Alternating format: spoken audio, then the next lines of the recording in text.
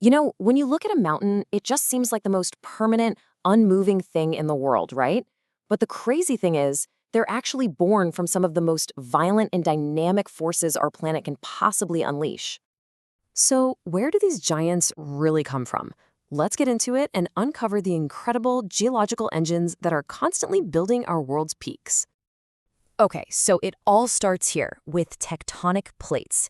I want you to imagine the Earth's crust isn't one solid shell. Instead, it's like a giant jigsaw puzzle made of these massive, continent-sized pieces that are always slowly grinding against each other.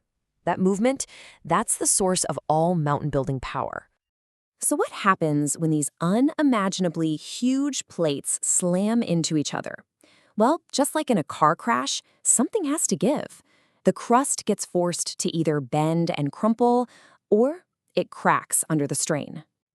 This first process creates what we call fold mountains. And honestly, the best way to think about it is like the planet's very own crumple zone. When two continental plates collide head-on, all that rock has absolutely nowhere to go but up. Let's break it down real quick. First, you get the collision. The pressure is just so immense that it actually causes these normally rigid rock layers to bend and buckle, kind of like a rug you push from both ends. This upward buckling creates these enormous wave-like ridges or folds that we see as mountain ranges. And this process, it creates some of the most famous ranges on the entire planet. I'm talking about the Himalayas, which, believe it or not, are still growing today as the Indian plate keeps pushing into the Eurasian plate. The Alps, the Andes, they were formed in pretty much the same way. So you see, this tectonic pressure can lead to two very different outcomes. Sometimes the rock is flexible enough to just bend, and that's how we get fold mountains. But other times the crust is just too brittle. Instead of bending, it breaks. This breaking process is what forms fault block mountains. First, huge cracks, we call them faults, appear in the crust. Then, enormous blocks of rock get shoved up or dropped down along these fault lines. The blocks that get pushed up are called horsts. Those are your mountains. And the blocks that drop down, those are grabens, and they form the valleys in between. You can see this so clearly in the Sierra Nevada range in the US. It's got this dramatically steep eastern face right along a fault line. The Harz Mountains over in Germany, another classic example of this blocky, fractured kind of landscape. But tectonic collisions aren't the only way to build a mountain, not by a long shot. Sometimes, the action comes from deep within the Earth itself, pushing its way to the surface to build a completely different kind of peak. I'm talking, of course, about volcanic mountains. Now, unlike the other types that are formed by squeezing or breaking rock that's already there, these mountains are built from brand new material, literally layer by explosive layer, from the inside out. The process is just iconic, isn't it? Magma from the mantle finds a weak spot and starts to rise. Then it erupts at the surface as lava, ash, and rock.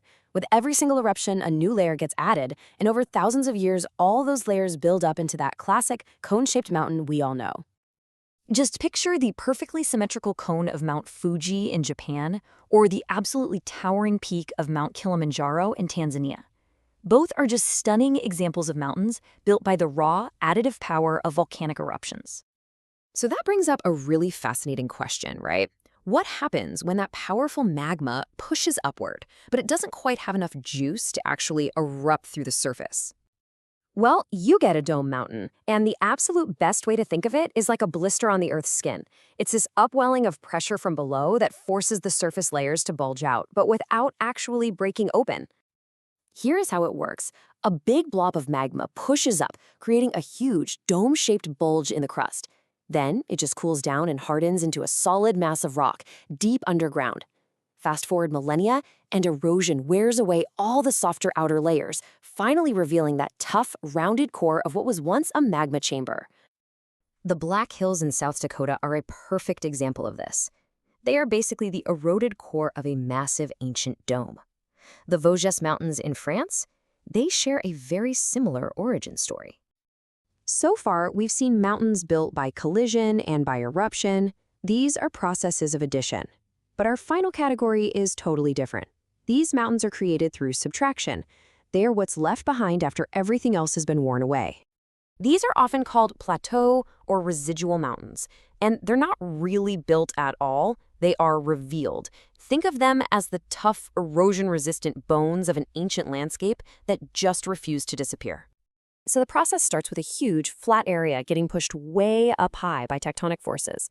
Then, for millions and millions of years, erosion, we're talking water, ice, and wind, just goes to work, carving out these deep channels and valleys. The mountains we see today are simply what's left standing after all the surrounding land has been stripped away.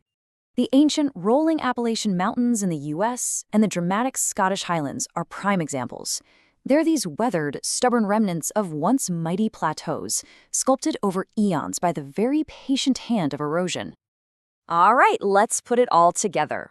Whether they're formed by the immense squeezing and cracking of continents, built layer by layer from magma bubbling up from below, or carved out as the stubborn survivors of erosion, every single mountain tells a unique story of geological power.